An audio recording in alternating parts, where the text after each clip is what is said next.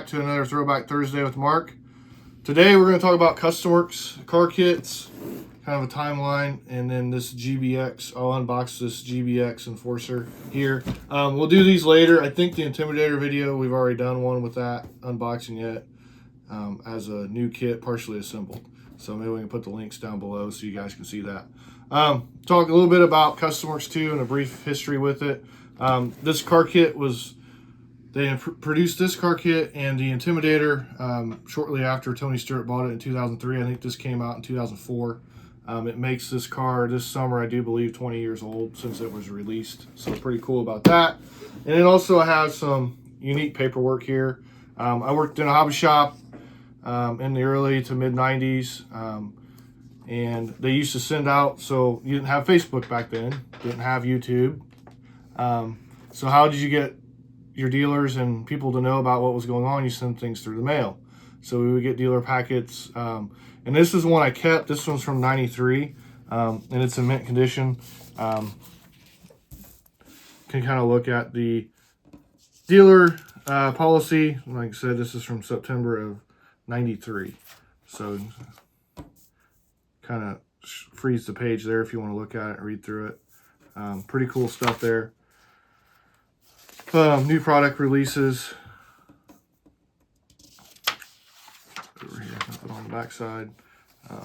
This was a hobby dealer application that customers used to send out in the packet. And then it has a lot of their new releases from '93. There. It's about the original Enforcer, the Intimidator, which is what's over here. And then some of the tires they have that came out with. Pretty unique stuff. It's another one talking about the Dominator and Intimidator. And then here's the pricing sheet, which if you look through the first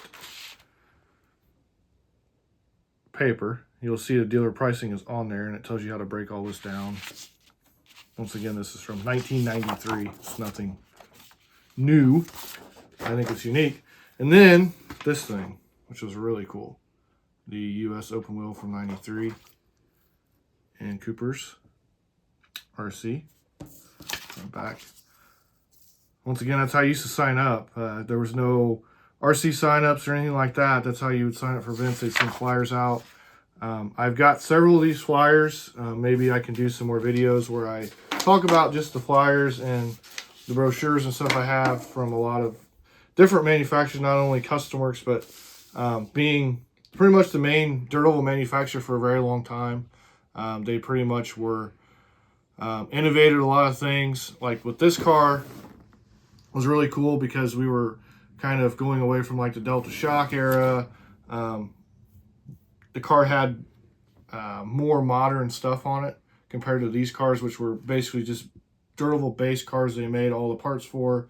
Used some of the off-road stuff on them, but not very much. This car utilized a lot of it. And we'll open it up here. This would be considered a high bike car. This was before the Rockets would have came out, which I think would have been about, so this would have came out in '04, probably about 3 or 4 years later before the Rocket and the Outlaw would have came out. So really unique. Comes with the manual, and then also it's got like the price sheet.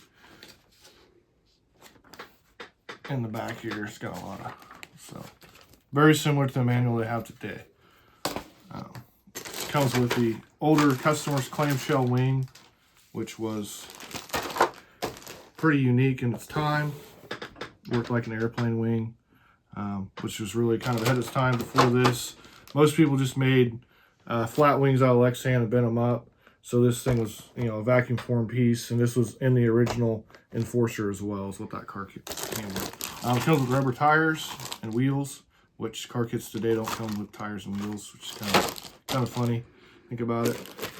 Comes with the body kit here. You can see this, the old school Enforcer body kit. There's some tail tank mold they still use today. Obviously, this one's kind of got the cut lines for the motor because you could make this car a rear motor or mid motor car.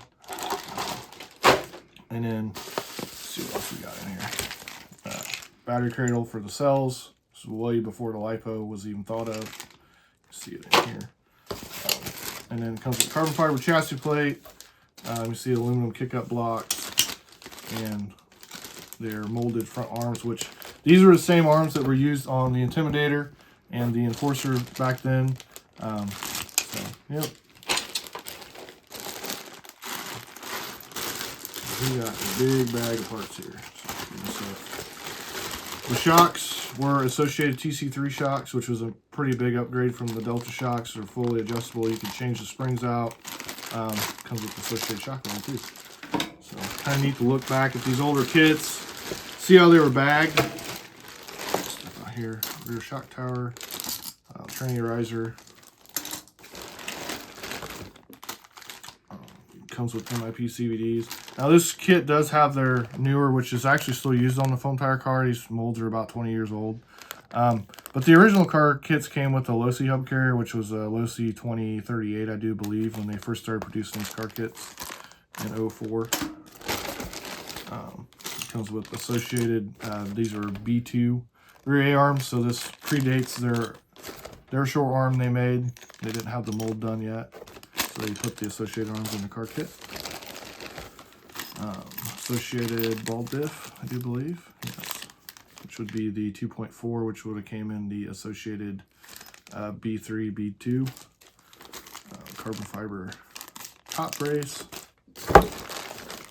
and I do believe their machined transmission case, which was really nice for the 2.4, and their lightweight motor plate. So, comes with the associated slipper hub, which is really nice for lower bite. A lot of us ran the Eliminator. We didn't even put that thing on. Mount kit, servo saver, arm mount kit, steering rack,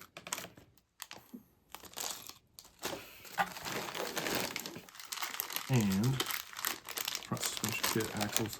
So some of this stuff was kind of a hodgepodge of newer stuff, and